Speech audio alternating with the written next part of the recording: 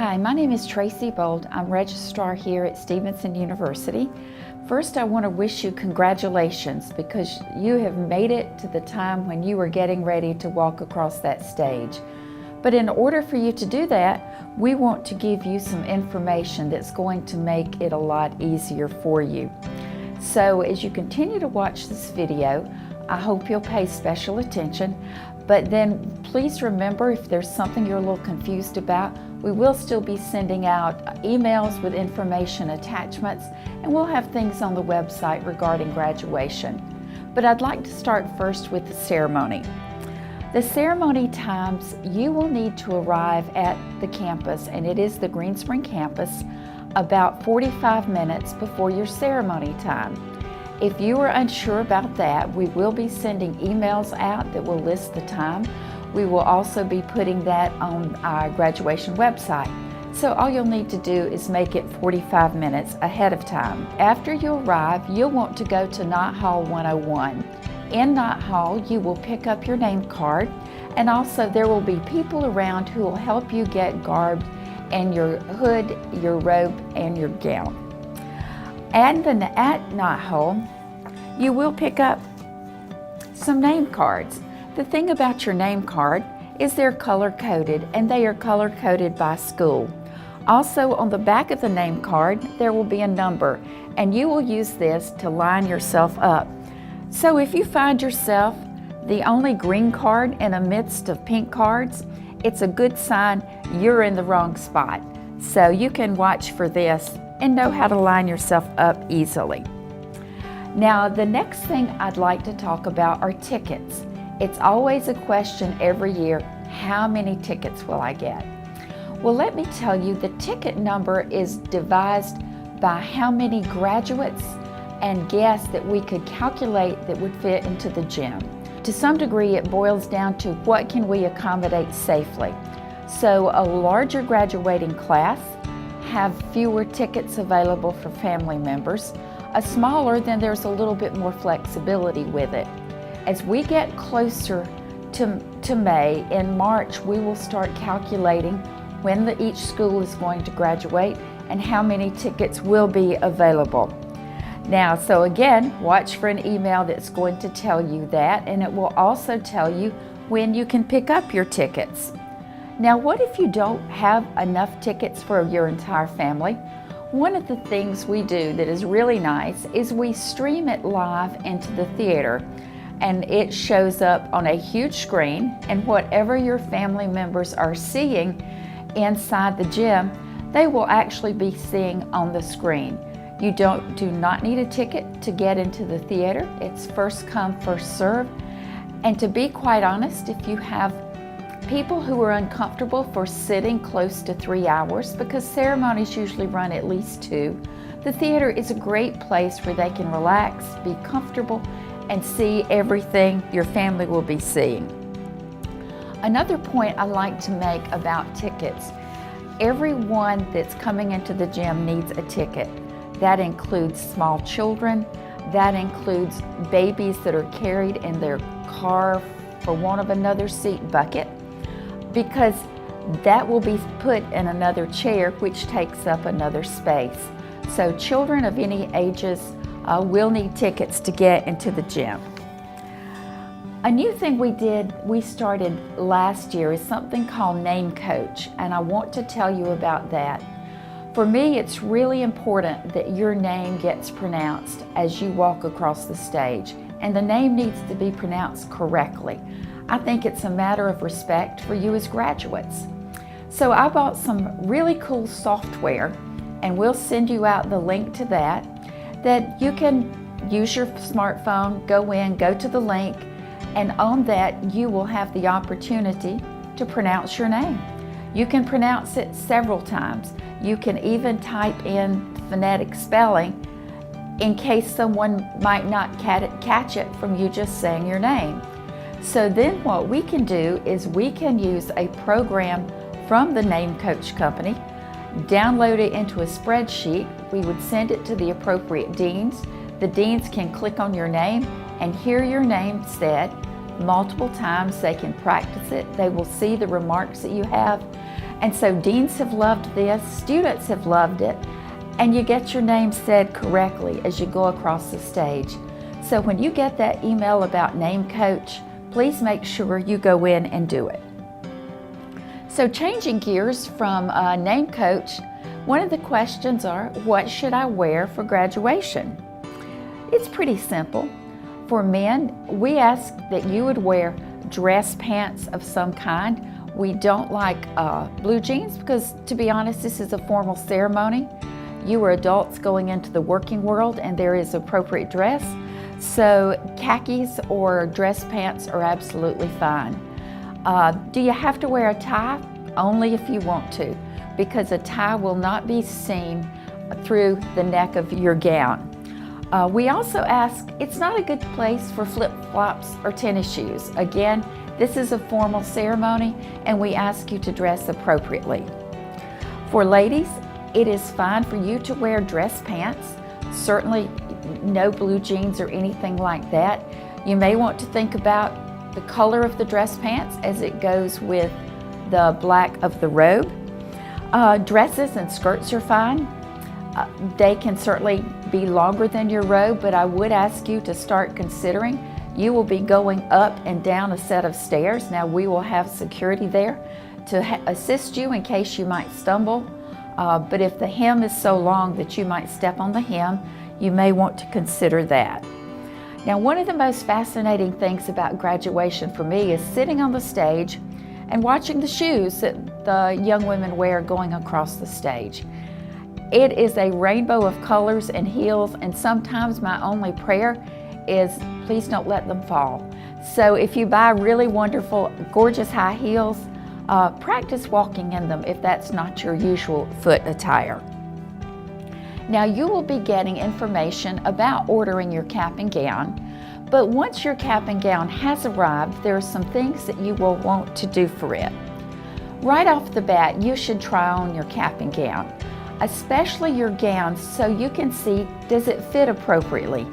Is it too long? Maybe you're a little shorter and your cap and gown is on the floor. Maybe you're really tall and it's not even coming to your knees. So try on your cap and gown. If it doesn't fit correctly, then you need to contact the college store immediately so we can see about getting you a different cap and gown. Now, in preparation for the ceremony, you're going to want your gown to look sharp. You will not want to be in a row of great-looking grads who have ironed their gowns and you go across the stage looking like you slept in your gown. So if you could con somebody, if you don't know how to iron, con somebody into doing it for you, but you don't want to look sloppy on your graduation day. Now in your package you'll find this hood. That hood thing is confusing to put on, so I'm not even going to try to tell you how it goes on. But when you bring it to the lineup area, there will be plenty of staff who can help you get that hood on, so don't even stress about it while you're at home. Your cap should be worn flat on your head, not perched on the back, because again, that's the appropriate way that it's actually called a mortarboard, that a mortarboard should be worn. One of the new things has become decorating the cap or the mortarboard. So let me give you the rules for what's acceptable and what's not acceptable. If you want to put beads or jewels or anything else on the top of your cap, absolutely fine. But you cannot put things on the cap that will stick up above the top, simply because there are people sitting behind you and it becomes a matter of courtesy that, hey, I don't want to obstruct the people behind from them seeing. Another thing, we don't want anything hanging down the sides and back of the cap, so no fringe, no strands of light, because again at lineup we would have to ask you to remove those. Finally, whatever you put on top of your cap needs to be appropriate and in good taste. You know, thanks Mom, absolutely wonderful. Talking about your major, I've seen nurses doing some really creative things on top. But anything that pushes the edge of good taste, then we'll have to ask you to remove. So some simple instruction on that. Feel free to bedazzle your caps as much as you want. I've seen some that are actually very gorgeous. So you're in your hat, you've got your mortarboard on, you've got your hood on, you've got your gown on. Now we've got to get you in the gym. To make this really easy for you, you're going to have student marshals at the front of your line who will actually lead you all the way into the gym. When you get to the very first row, the marshals will be counting you off as you go into the rows. If there are 15 seats in the row, they will count 15, and then the 16th person will start on the second row. You're going to need to trust your marshals. They know how to count to 15 because you often can't tell if there's actually a seat underneath that robe that's fairly large. So listen to what your marshals say, go all the way down the row, and continue standing until everyone is in the gym and has been asked to have a seat. Now, gentlemen, during the opening, there will be a moment of reflection, and then there will be the singing of the national anthem.